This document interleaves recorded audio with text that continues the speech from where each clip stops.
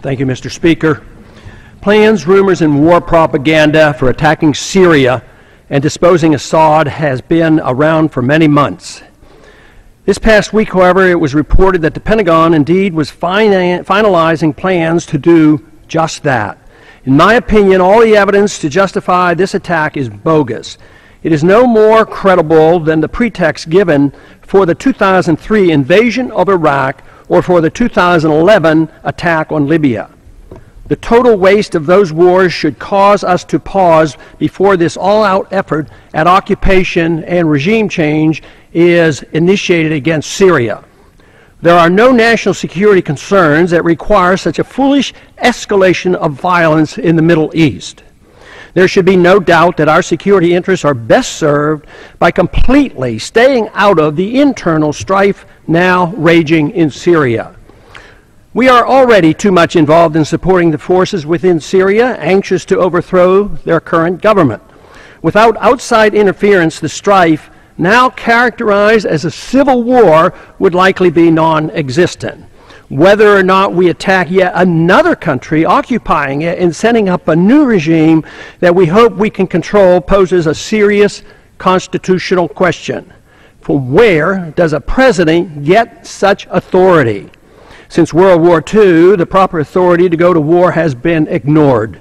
It has been replaced by international entities like the United Nations and NATO, or the president himself, while ignoring the Congress. And sadly, the people don't object. Our recent presidents explicitly maintain that the authority to go to war is not the U.S. Congress. This has been the case since the 1950s, when we were first taken into war in Korea under a UN resolution and without congressional approval. And once again, we are about to engage in military action against Syria and at the same time irresponsibly reactivating the Cold War with Russia. We're now engaged in a game of chicken with Russia, which presents a much greater threat to our security than does Syria. Would we tolerate Russia in Mexico demanding a humanitarian solution to the violence on the U.S.-Mexican border? We would consider that a legitimate concern for us.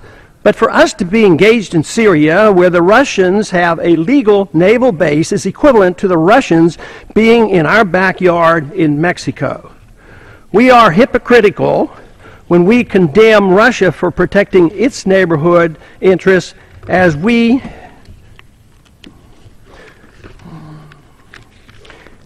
claim we are doing the same ourselves thousands of miles from our shore. There's no benefit for us to be picking sides, secretly providing assistance and encouraging civil strife in an effort to effect regime change in Syria. Falsely charging the Russians with supplying military helicopters to Assad is an unnecessary provocation. Falsely blaming the Assad government for a so-called massacre perpetrated by a violent warring faction, rebel faction, is nothing more than war propaganda. Most knowledgeable people now recognize that the planned war against Syria is merely the next step to take on the Iranian government, something the neocons openly admit.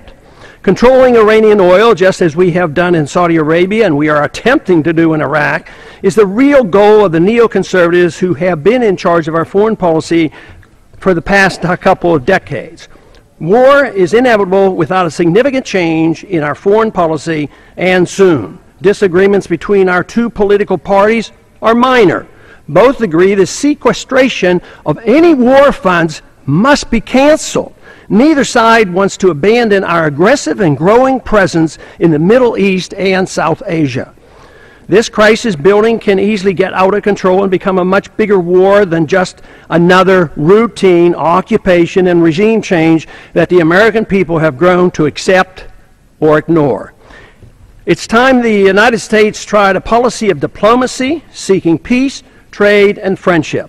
We must abandon our military effort to promote and secure an American empire. Besides, we're broke. We can't afford it, and worst of all, we're fulfilling the strategy laid out by Osama bin Laden, whose goal had always been to bog us down in the Middle East and bring on our bankruptcy here at home. It's time to bring our troops home and establish a non-interventionist foreign policy, which is the only road to peace and prosperity.